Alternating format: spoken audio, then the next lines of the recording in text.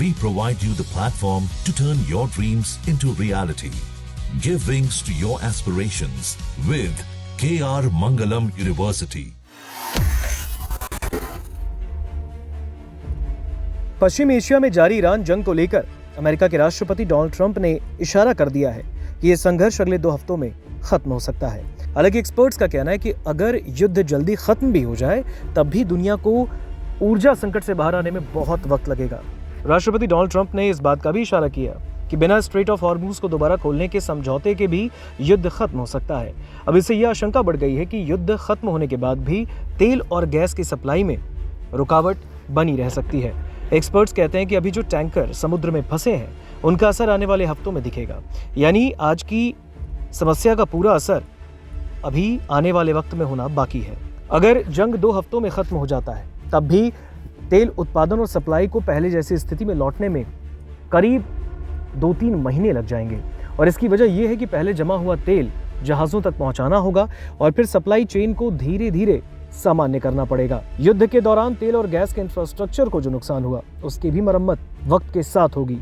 कुछ छोटे नुकसान जल्दी ठीक हो सकते हैं, लेकिन काफ़ी बड़े प्लांट्स को ठीक करने में महीनों या फिर साल का भी वक्त जा सकता है। युद्ध के बाद समुद्र में बिछाई गई माइंस को हटाना भी बहुत बड़ी चुनौती होगी।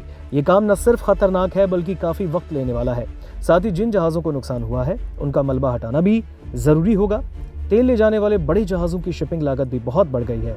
युद्ध के दौरान इनका किराया $4 लाख प्रतिदिन से ज़्यादा पहुंच गया, जबकि कुछ मामलों में ये $7.7 लाख प्रतिदिन तक भी गया।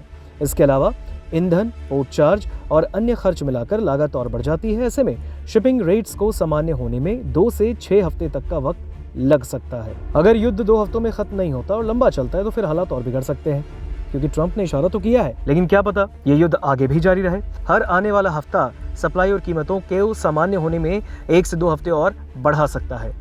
अमेरिकी एजेंसियों के आंकड़ों के मुताबिक अगर 13 हफ्तों तक सप्लाई बाधित रही तो फिर उसे नॉर्मल होने में 8 हफ्ते तक लग सकते हैं। वहीं 26 हफ्तों तक अगर संकट रहा तो फिर रिकवरी में 3 से 4 महीने तक लगना मुमकिन है। इसके अलावा यमन के हूती विद्रोहियों के शामिल होने की आशंका भी है। अगर उन्होंने बाब अल मंदेब स्ट्रेट को प्रभावित किया तो वैश्विक सप्लाई पर बहुत ज्यादा असर पड़ेगा। अब सवाल ये है कि क्या भारत पर भी इसका असर होगा। तो ये संकट तब शुरू हुआ है जब अमेरिका और इजराइल ने 28 फरवरी को ईरान पर हमले किए। इसके जवाब में ईरान ने स्ट्रेट ऑफ हॉर्मूज को बिल्कुल बंद कर दिया, जिससे दुनिया के 20 से 25% तेल सप्लाई पर सीधा असर पड़ा।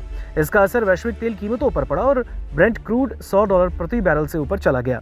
अमेरिका और यूरोप में पेट्रोल डीजल की कीमतों में बढ़ोतरी हुई। भारत पर फिलहाल इसका असर सीमित है, क्योंकि देश ने सप्लाई के कई ऑप्शंस तैयार कर रखे हैं और रणनीतिक भंडार का उपयोग इस वक्त किया जा रहा है। हालांकि प्रीमियम ईंधन और कमर्शियल गैस की कीमतों में इजाफा देखा गया है। बात करें पड़ोसी मुल्क पाकिस्तान की, बांग्लादेश या फिर श्रीलंका, तो इन छोटे देशों में हालात ज़्यादा खराब हैं, जहां ईंधन की कमी और महंगाई बड़ी तेज़ी से बढ़ी है।